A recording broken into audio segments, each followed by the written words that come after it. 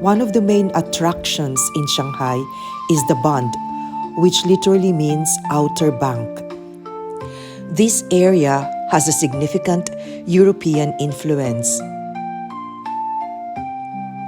Its buildings were styled in the Gothic, Baroque, Neoclassical, Art Deco, and Renaissance architecture. From the 1860s to 1930s, the Bund was the financial and corporate center of the foreign establishments in Shanghai.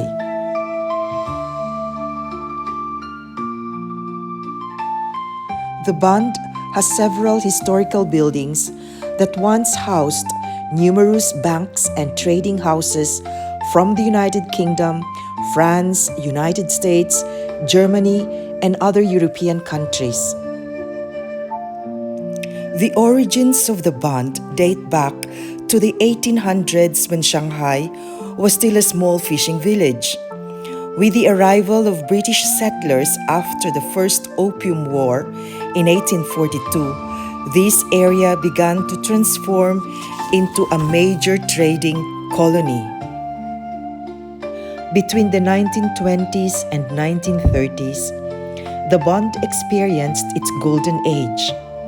It was an era when the area was considered Paris of the East. Shanghai at that time boasted a lively nightlife, cosmopolitan culture, and a trading powerhouse.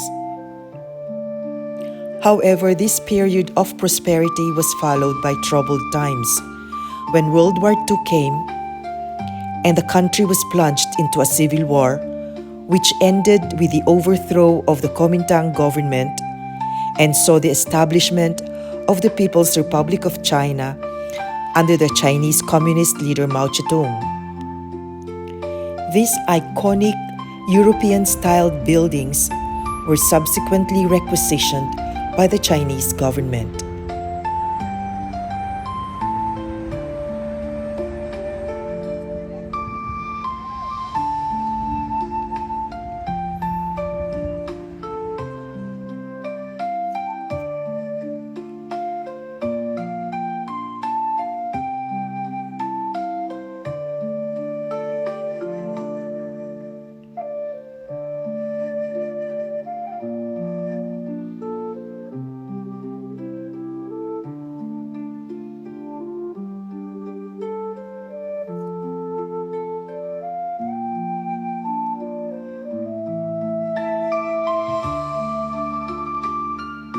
From the promenade of the Bund, you get an amazing view of the modern skyscrapers in Pudong across the Huangpu River. This view creates a beautiful contrast between the old and new Shanghai. Unfortunately, during this visit, the sky was cloudy and the modern Pudong structures along the Huangpu River were shrouded in mist and fog.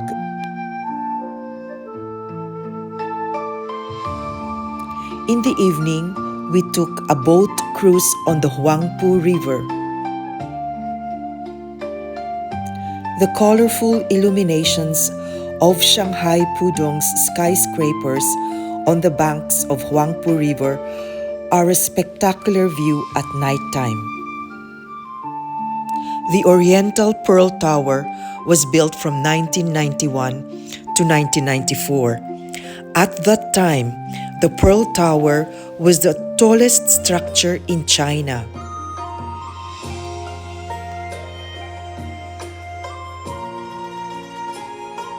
Today, Shanghai boasts 3 of the tallest buildings in China: the Jinmao Tower with 88 floors, the Shanghai World Financial Center with 101 floors, and the Shanghai Tower with 128 floors, all located in the Pudong District along the banks of the Huangpu River.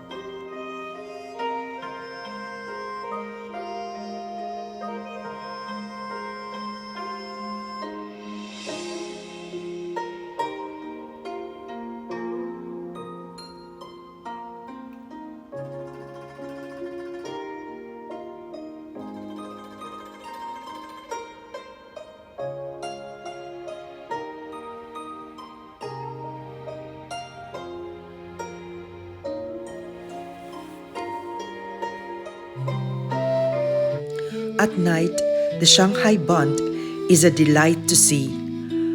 The buildings are lit up, creating a golden glow. Indeed, an evening cruise on the Huangpu River offers a memorable visual experience.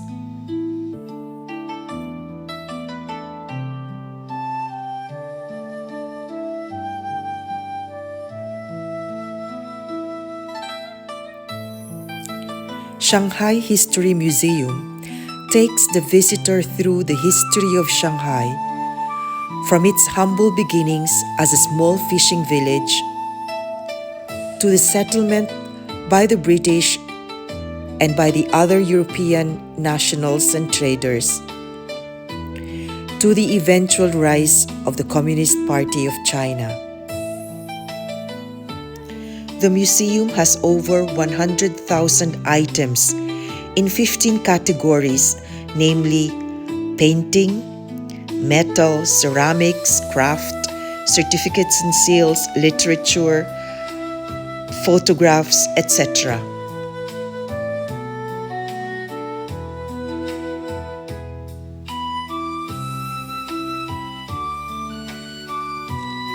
The French concession was established in 1849 when the French consul in Shanghai at that time obtained an agreement from the Shanghai government to cede a certain territory for French settlement. The French concession occupied a narrow corner of land south of the British settlement.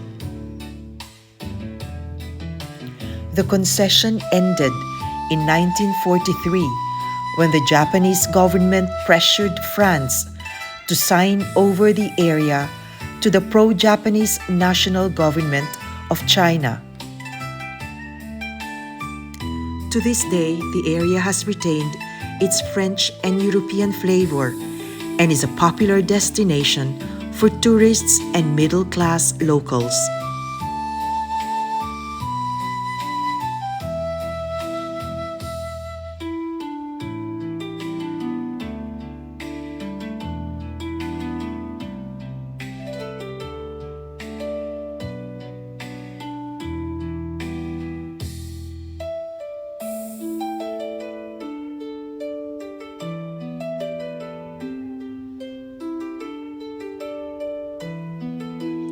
One of my favorite places in Shanghai is the Yuyuan Old Street, also known as the Yuyuan Tourist Mart. It's also known as the Chinatown of Shanghai. Here you can explore vibrant shops, savor local delicacies at authentic restaurants, and immerse yourself in the rich cultural heritage of Shanghai.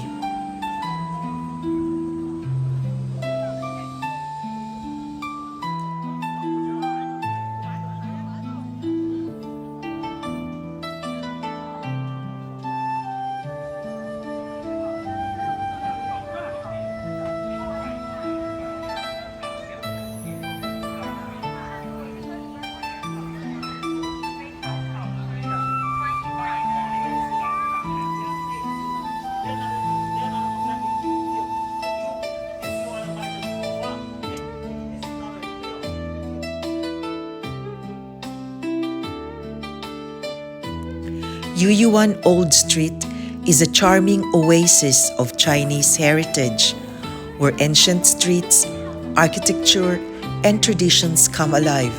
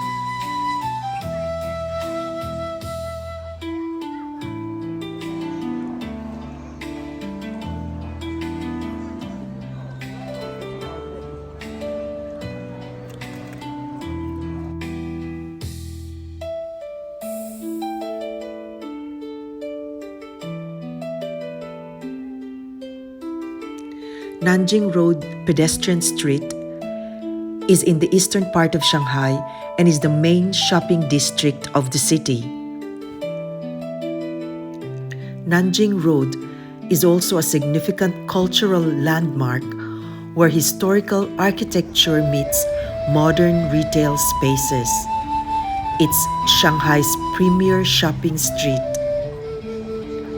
This mile-long pedestrian promenade offers an exciting glimpse into the pulse of modern China.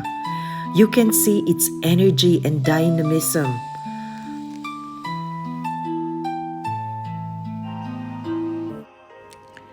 Well, even if you do not shop, Nanjing Road is a perfect place to people watch and soak up the unique atmosphere of modern Shanghai. We took the maglev train, or the magnetic levitation train, from the Longyang Road Station to the Pudong International Airport and back to Longyang Road Station.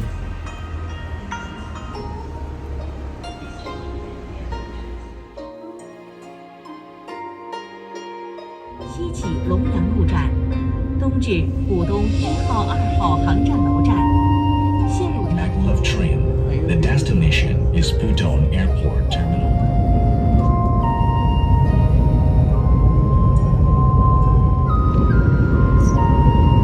301 kilometers per hour.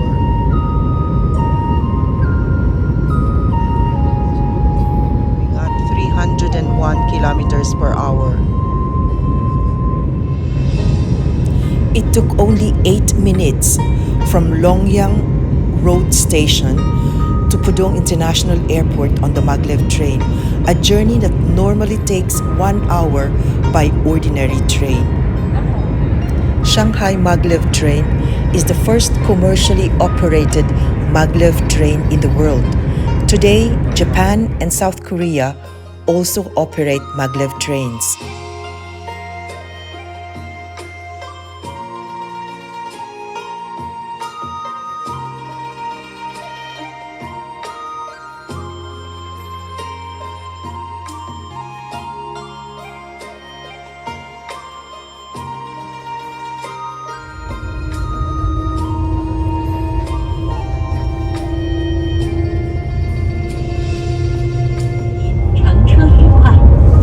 Dear passengers, welcome to take Shanghai maglev train. The destination is Longyang Road Station. Shanghai maglev demonstrate line begins at Longyang Road Station in the west and ends at Pudong Airport Terminal 1 and 2 in the east. Total length is 30 kilometers. Please keep your valuables during the train. One of the more exciting parts of the journey was when two maglev trains passed each other. The earth shook